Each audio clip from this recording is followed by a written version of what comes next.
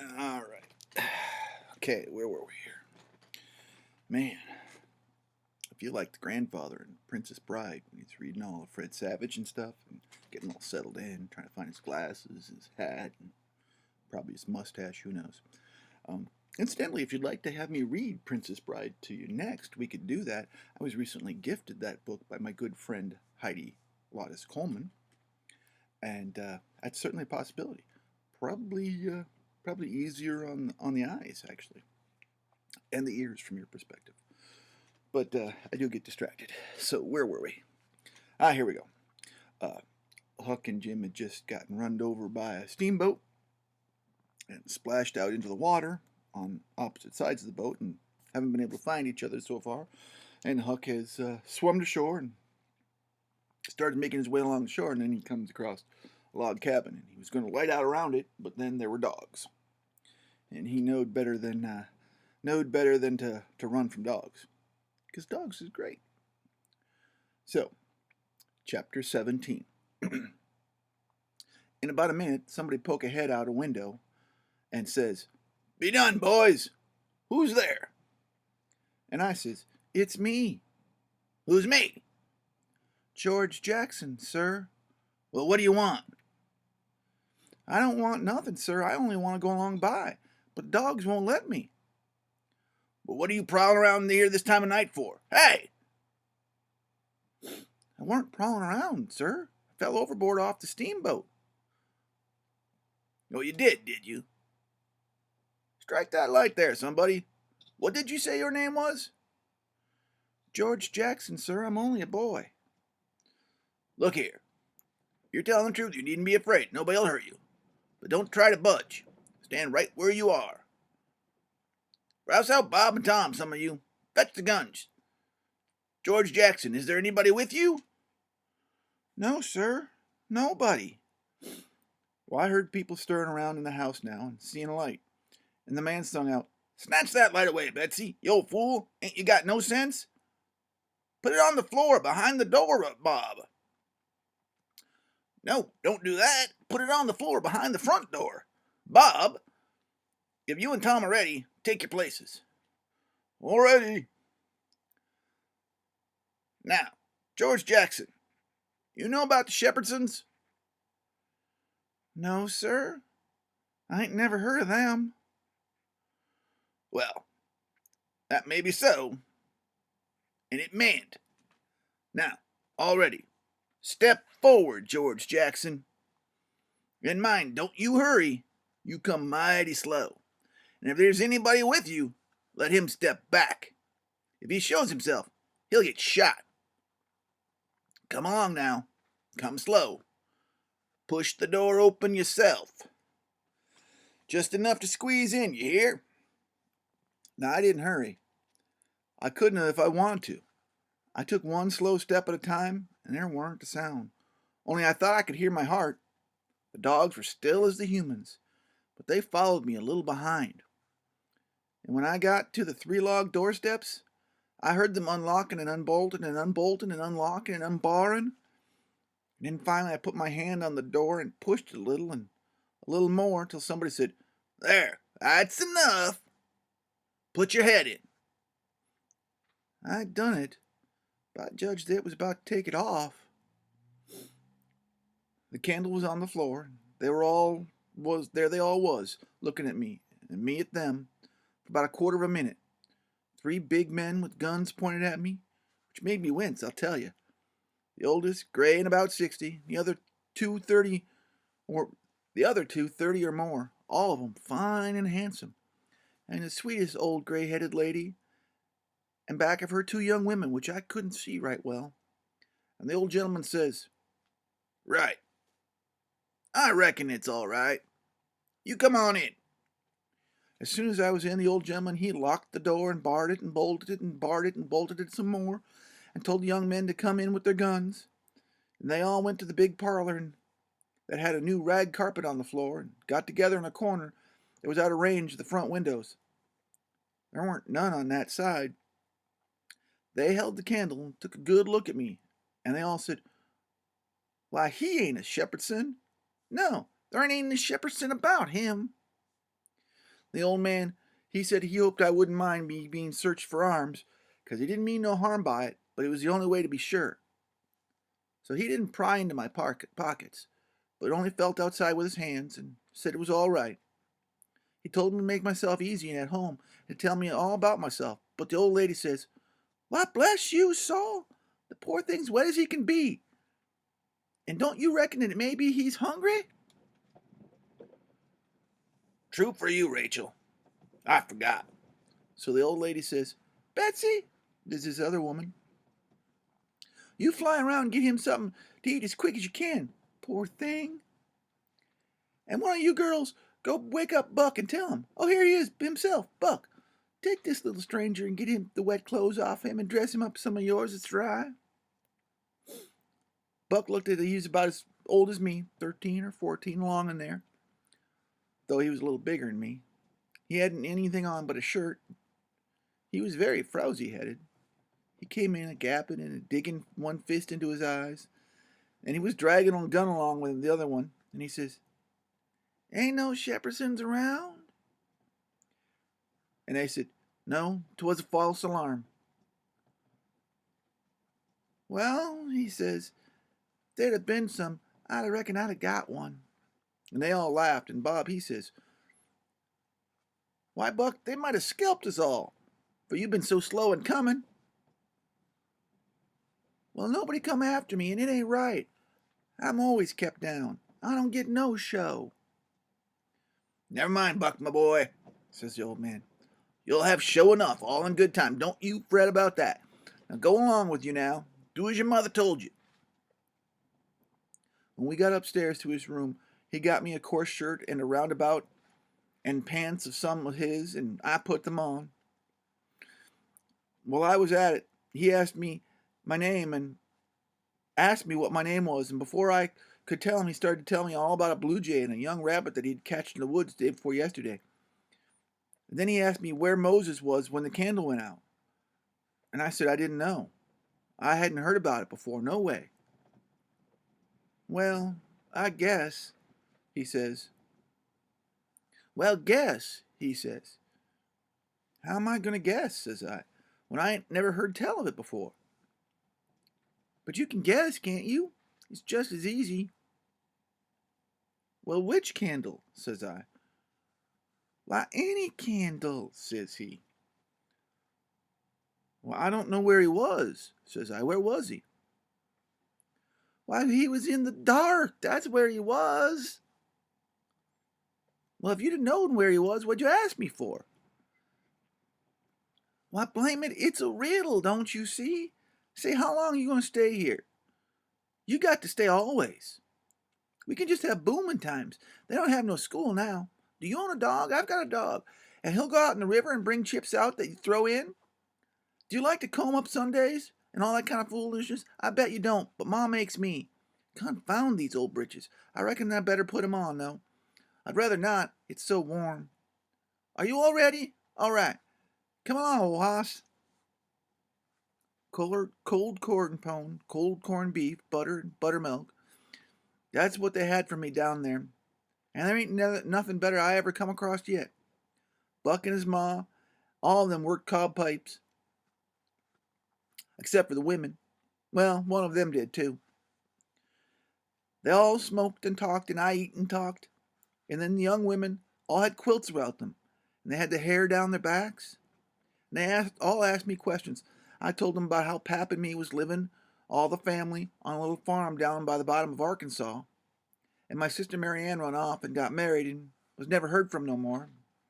Bill went to hunt them, and he weren't heard from no more. And Tom and Mort died, and then there weren't nobody left but me and just Pap. And he was trimmed down to nothing on account of his troubles. So when he died, I took what was there left, because the farm didn't belong to us, and started up the river. Deck passage. And then I fell overboard. And that was how I come to be here.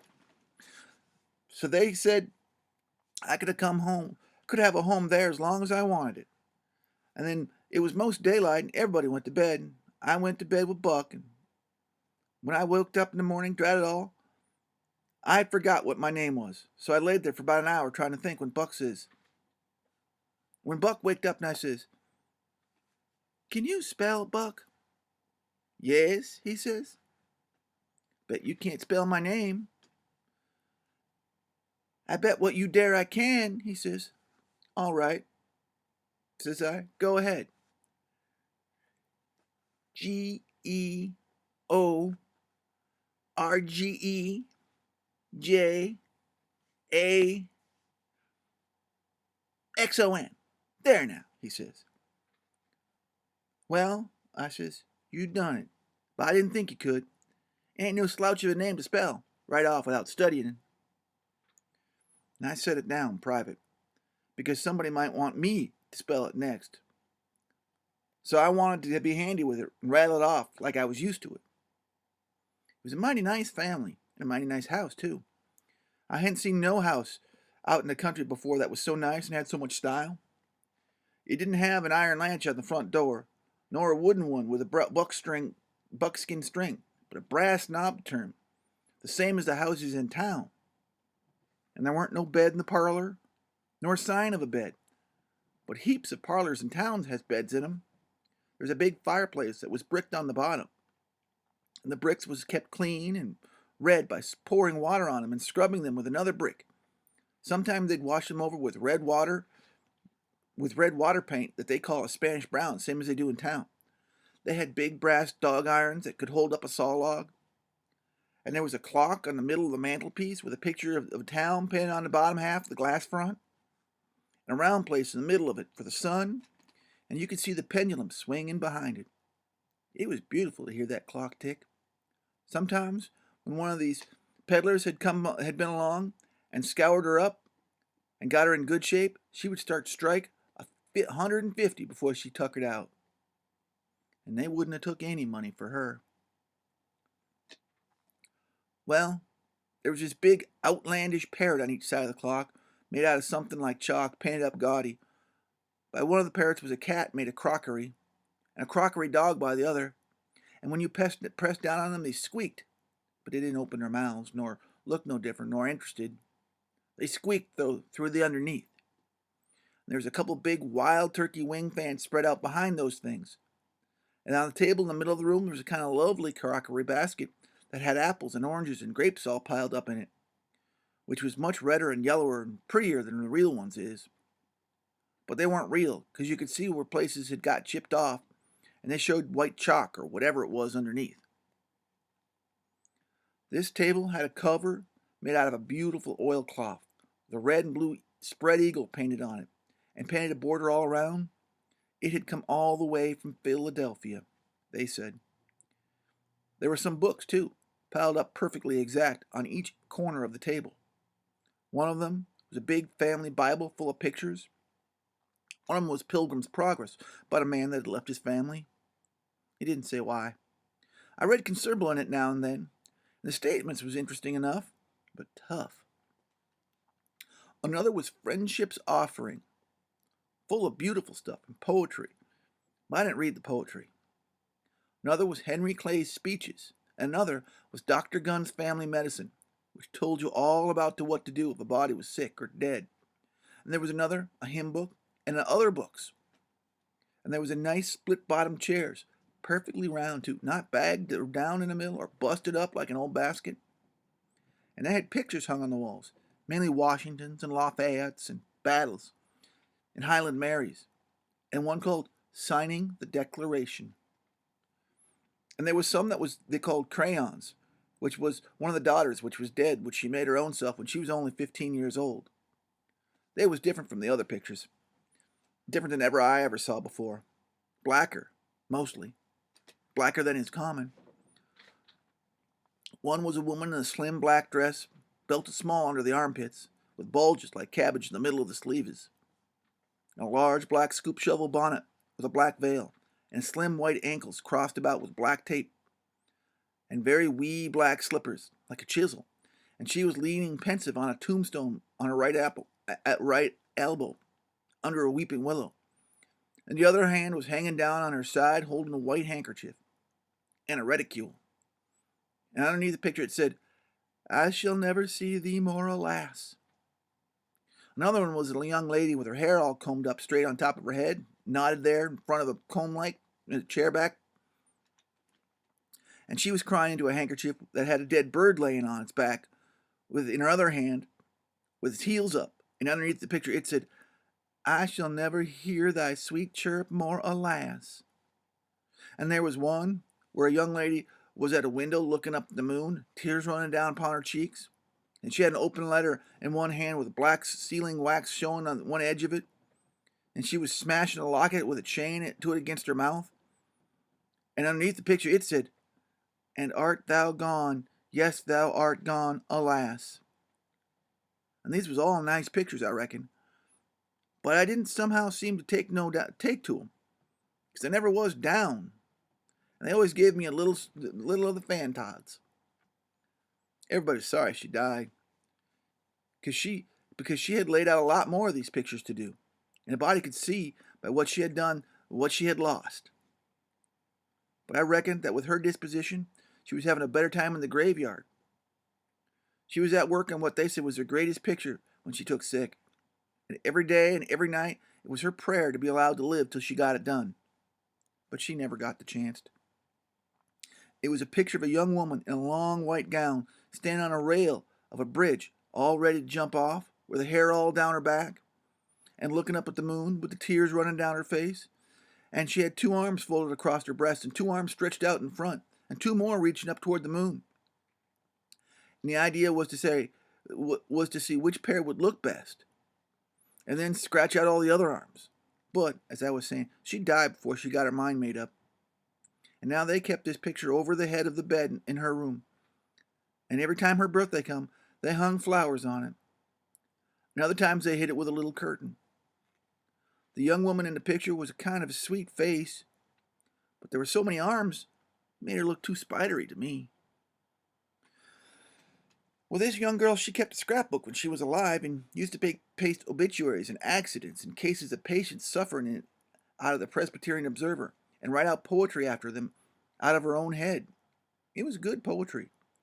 This is what she wrote about a boy by the name of Stephen Dowling Botts that fell down a well and was drowned. Ode to stealing Stephen Dowling Botts, deceased. And did young Stephen sicken, and did young Stephen die? And did the sad hearts thicken, and did the mourners cry? No, such was not the fate of young Stephen Dowling Botts, though sad hearts round him thickened. 'Twas not from sickness, shots. No whooping cough did rack his frame, nor measles drear with spots. Not these impaired the sacred name of Stephen Dowling Botts. Despised love struck not with woe that head of curly knots, nor stomach troubles laid him low, young Stephen Dowling Botts. Oh, no. Then list with tearful eye, while I his fate do tell, his soul did from this cold world fly, by falling down a well. They got him out and emptied him. Alas, it was too late.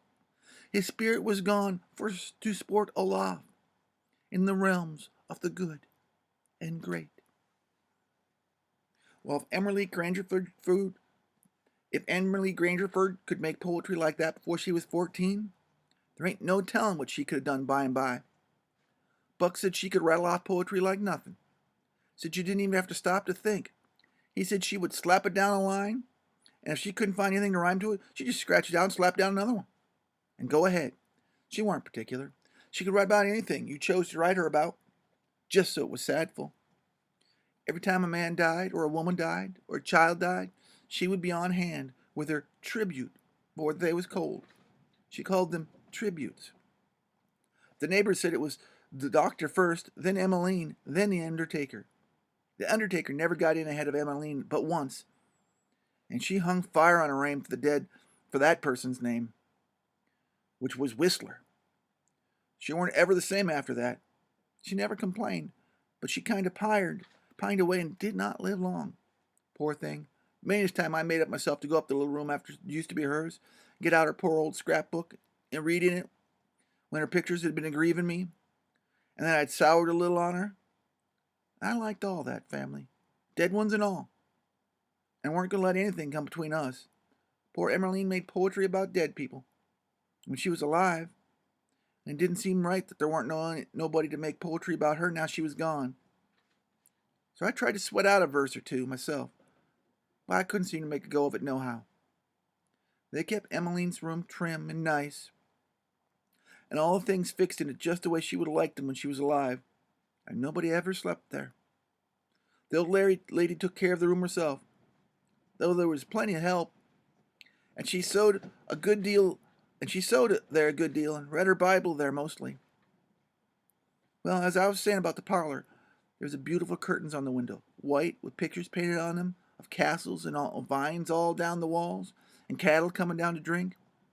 There was a little old piano too, that had tin pans in it, I reckon, and nothing was ever so lovely as to hear the young lady sing, "The last link is broken," and play the Battle of Prague on it. The walls of all these rooms was plastered, and most had carpets on the floors, and the whole house was whitewashed on the outside. It was a double house, and a big open place betwixt them was roofed and floored. And sometimes the table was set there in the middle of the day, and it was a cool and comfortable place. Nothing could have been better. And weren't the cooking good? And just bushels of it, too.